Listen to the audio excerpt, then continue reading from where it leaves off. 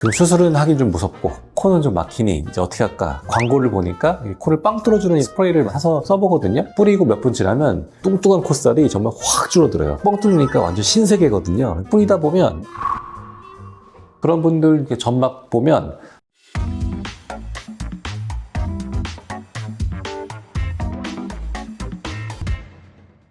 안녕하세요.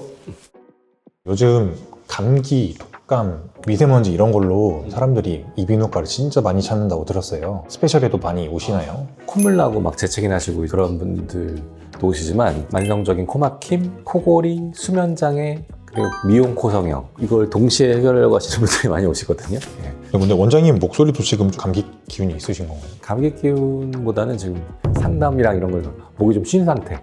구독자분들께 양해를 좀 미리 구합니다.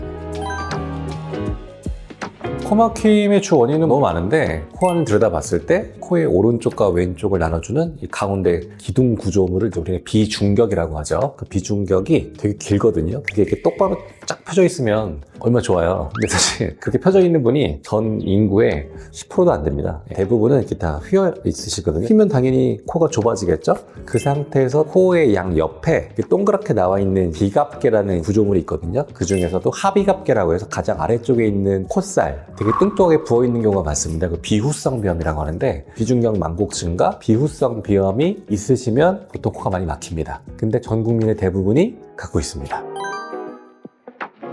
미세먼지가 높아지거나 코가 건조해지거나 날씨가 차가워지거나 그러면 가뜩이나 기본 공간이 좁은 상태에서 적응돼 있다가 점막이 붓거나 좁은 공간에 먼지가 차면서 딱지가 끼거나 그러면 확 막히시죠. 그래서 요즘 겨울철에 좀 많이 들어오십니다. 비중격 망곡증과 비후성 비염 갖고 있는 상태에서 체질적으로 알러지 비염을 자주 앓는다. 계속 알레르기 항원이 코에 들어올 때마다 점막이 부었다 빠졌다 하면서 알러지 반응을 일으키겠죠. 점막이 점점점 만성적으로 커져요. 종국에는 이제 코가 꽉 막히는 이제 지내시는 공기 환경이 너무 건조하거나 먼지가 많거나 너무 차갑거나 그야말로 좋지 않은 환경에 계신 분들은 점점 그 점막이 두꺼워지고 뚱뚱해집니다. 그래서 비후성 비염이 악화되면서 코막힘이 더 심해지는 경우가 많죠. 그럼 수술은 하긴 좀 무섭고 코는 좀 막히니 이제 어떻게 할까? 광고를 보니까 코를 빵 뚫어주는 스프레이를 사서 써보거든요. 대부분의 제품의 원리가 점막 수축제입니다. 그 뿌리고 몇 분 지나면 뚱뚱한 콧살이 정말 확 줄어들어요. 뻥 뚫으니까 완전 신세계거든요. 그러면 되게 좋다가 이제 다시 막히면 내가 알던 세상이 아니야. 그래서 또 뿌려요. 뿌리다 보면 그 리바운드 현상이라고 있습니다. 용수철을 계속 누르다가 놓으면 더 튕겨나가듯이 계속 억지로 점막을 줄여 넣다 보면 약기운이 빠지면 콧살이 더 부어버리거든요. 안 쓸 때도 그렇게 막히진 않은데 그걸 연속으로 계속 쓰다 보면 어느 순간부터는 안 쓰면 너무 막히는 그런 분들 점막 보면 정상적인 점막이 아니고 약간 물혹처럼 폴리프화 된다고 하는데 그렇게 바뀌어서 오시는 분도 있어요. 이 점막이 이제 정상 점막이 아니니까 조금 더 복잡한 수술을 해야 되는 경우도 좀 생기거든요. 저도 코가 아주 막히는 날이 좀 있어요. 코가 막히면 양압기를 못 쓰거든요. 그래서 그런 날은 코 점막 수치를 가끔 쓰는데 저의 팁은 양쪽 다 뿌리지 않습니다. 더 막히는 쪽만 한번 찍 뿌려요. 왜냐면 한쪽만 뚫려 있어도 전혀 문제가 없거든요. 호흡하는데. 그 다음 혹시 또 막힌다? 그러면 그 다음 쪽. 한쪽에 일주일에 한두 번 이상 쓰지 않으려고 합니다. 그렇게 하시면 조금 더 괜찮고 근데 나는 그 시기를 지났다. 그러면 저한테 오시는 거죠. 카페인이나 녹차 종류를 드시면 이뇨작용 때문에 몸에 수분이 빠져나가잖아요. 그래서 코 점막에 수분이 빠져나가면 코도 일시적으로 조금 더 열릴 수는 있거든요. 근데 문제는 이제 카페인 액팅이 짧거든요. 오히려 스프레이는 되게 길잖아요. 카페인 때문에 일시적으로 수분이 빠졌다가 카페인 효과 떨어지면 더 부어오르면서 더 막히시는 아마 그런 걸 말씀하신 것 같습니다. 코는 원래 세게 풀면 안 되거든요. 단순히 코 감기가 아니고 점막이 부어서 막힌 거는 코를 풀어봤자 아무 의미가 없죠. 오히려 너무 압력이 가해지면 가뜩이나 붓고 점막이 헐어있는 상태에서 풀다가 압력이 너무 가해지면 코피가 터질 가능성이 더 높죠. 귀가 먹먹해지거나.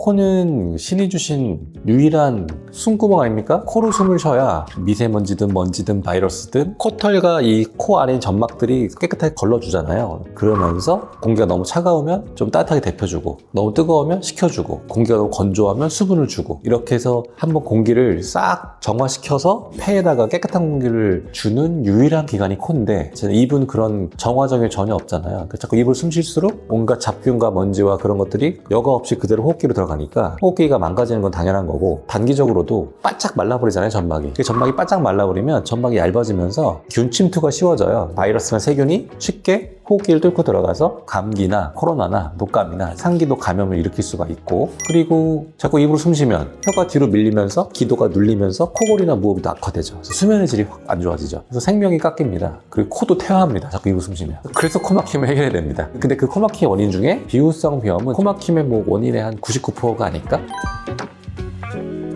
코 수술 하는 사람들 오셔서 코를 열어드리면 코막힘이 영구적으로 해결되는 거죠. 그리고 당부를 드리면 비후성 비염 수술하실 때 콧살이 너무 뚱뚱한 거니까 싹둑 잘라버리면, 이게 콧살을 아예 뽑아버리면 더 시원하지 않을까? 라고 혹시 생각이 드신 분 있다면 아주 위험한 생각인 게, 비갑계는 너무 뚱뚱해도 코막힘의 원인을 유발하지만 그게 없으면 코 안에서 와류가 생기면서 코가 더 썩어버려요. 망가져. 그래서 그런 빈코 증후군이나 위축성 비염 같은 합병증들이 꽤 많았는데, 또 저희 스페셜의 구독자분들은 이것도 좀 알고 계시면 좋지 않을까 생각합니다.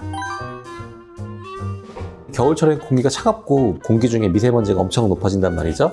그거를 직접 흡입을 하게 되면 수술해서 점막이 붓고 진물차서 막히는데 더 막힙니다. 그리고 회복도 늦어져요. 그래서 면 마스크나 일회용 마스크 말고요, 최소 80에서 90 이상의 KF 마스크를 쓰시는 게 좋습니다. 두 번째, 당연히 음주는 안 되고요. 세 번째, 코를 너무 세게 풀거나 화장에 힘을 주시거나, 실제로 모 회장님이 수술 받으시고 화장실에서 너무 힘을 주시다가 코피가 터져서 실려오셨던 기억도 있어서, 너무 격렬한 운동을 하시거나 아니면 너무 뜨거운 탕이나 사우나 하시고 이런 것들을 보통 3, 4주 정도까지 피해 주시는 것도 회복을 하는 데 좀 도움이 많이 되기 때문에 좀 알고 계시면 좋을 것 같습니다.